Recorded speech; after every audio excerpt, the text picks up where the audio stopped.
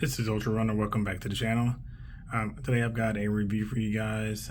It's the SH Figuarts Spider-Man 2099 from Across the Spider-Verse.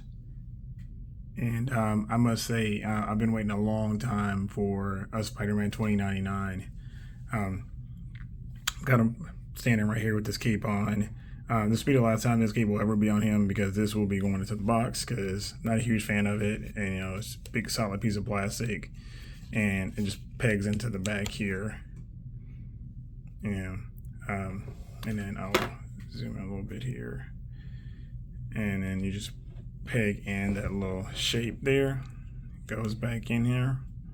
And then boom, he's back to normal. So set that here. Back out a little bit. Like I said, I've been waiting on this figure for a long time. This is one of the first comic books I ever read, and I was just enamored by the suit. And so, like you see on the screen here, I've actually got the top right hand corner is the screen is the original Spider-Man 2099, and then the Across the Spider-Verse version there. You can get a better shot of those. But I think they did a good job of staying true to the look, even though they did go in and do a little liberties by making it a little stylized. I'm okay with that. I mean, perfectly. The one thing I do like about this figure is it's actually Figuarts, and they go hard on Spider-Man figures. And I have the No Way Home. I know Tobey Miguel and Andrew Garfield. I'm waiting on the red and blue to come out this month, but this one here, actually, when they do a Spider-Man, they just go super hard. Let me get all the basics out of the way. So you get, of course, the cape, which is actually kind of nice because it's textured on the inside. That's actually sculpting. Again, it's big old hard piece of plastic, so not super huge fan of that. You come with two different webs. You get a short one and a long one. And you just take his wrist off and pop them on. Pretty standard stuff. I mean, nothing out of the ordinary with those. They are a different shape. You get two of the dimensional bracelets. So you have the one for him, and then you get the one for Gwen. Like he gave her in the movie. Spoilers if you haven't seen the movie. I'm sure you have if you're watching this.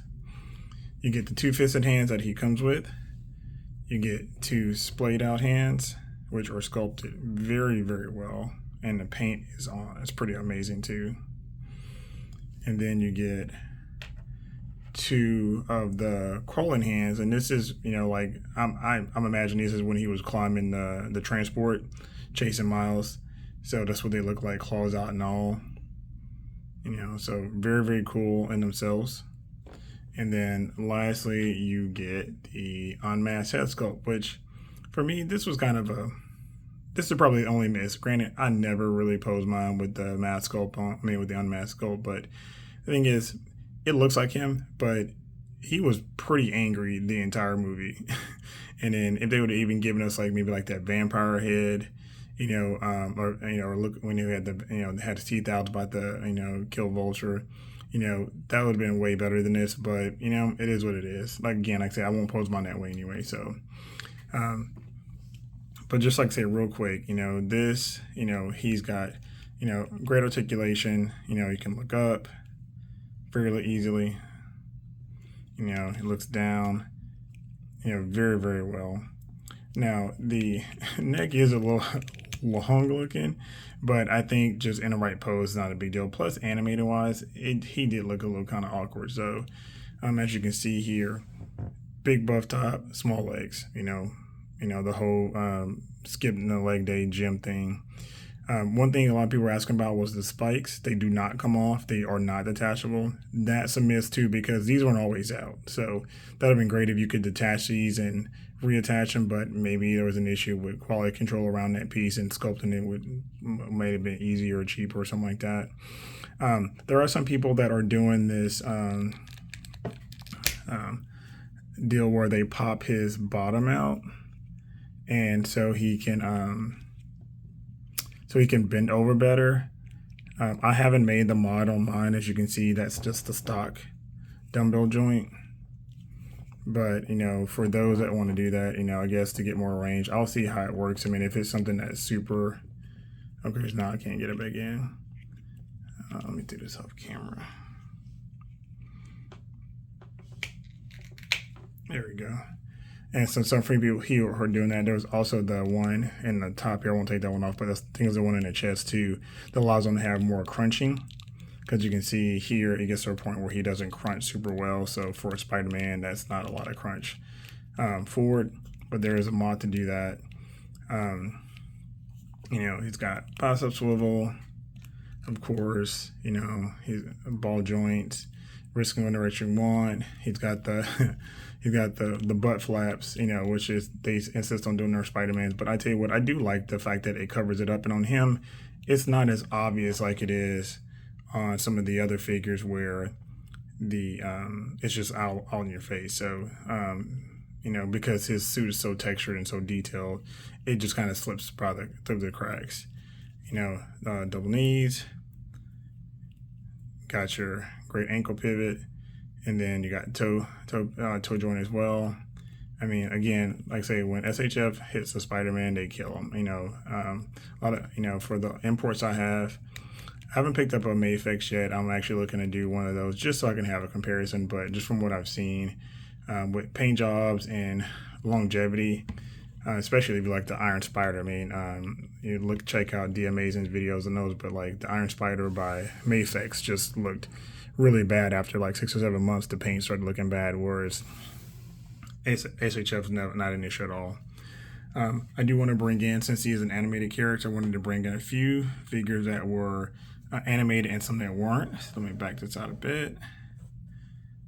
So I'm going to bring in one of the most recent figures I reviewed, which is the Power Princess. As you can see, Marvel Legends, we all know scales much bigger than a lot of SHF, but this is a big guy even for SHF, and they've actually done a better job of getting themselves on par. Here is Peggy Carter in a stealth suit. Now, she is one of my favorite. She's like the first Marvel Legends figure I ever bought, and I really liked her. I'm a big Captain America fan, and Captain Carter, that look for her, is super cool. And then I'm going to bring in a little bit bigger figures. I'm going to move Carter out of the way because, as you guys can see, she's actually shorter than Power Princess. That just tells you how big that Power Princess. That new mold was really cool, and that's with the SHF Hulk from Infinity Wars. Okay. Here's Deadpool, X-Force Deadpool. Kind of get it, and this is from Mayfix, so you can kind of get a good size comparison there. As you can see, it's big boy. And then last but not least, I'll bring in, well, I say last but not least, I do have one more. I'll bring in, this is Bishop. This is the Mezco Bishop. Man, literally my first Mezco, and it will not be my last. They did phenomenal work with this guy. The weather and the whole nine is just pretty amazing. And then move him out of the way.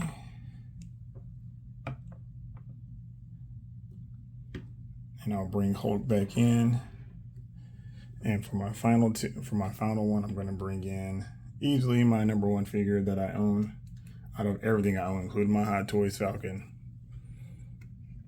is Broly. So you kind of get to see, SHF doing literally big things with that Broly, that's the SDCC version from 2018, along with Infinity Wars Hulk, and, now the Spider-Man 2099. But like I say, this guy will be on my desk. I know I've seen you guys, you can see it in that thumbnail, or actually in my wallpaper for my channel.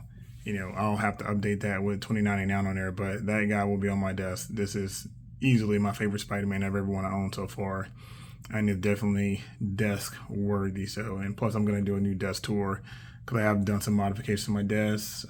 So to show that off to you guys. And of course, if you have any questions about reviews and how everything looks, if you have some suggestions on how you want me to do reviews as opposed to what I'm doing now, please, comment in the down below. Like I said, I know a lot of people go into a lot of detail on them, but for me, that's I really, if you really want super detail, there's like 100 YouTubers doing that. I only buy what I like to buy, so I'm not picking up Miles and Gwen. I might pick up Gwen just because I think that figure was phenomenal, but I'm not a big fan of the way they look.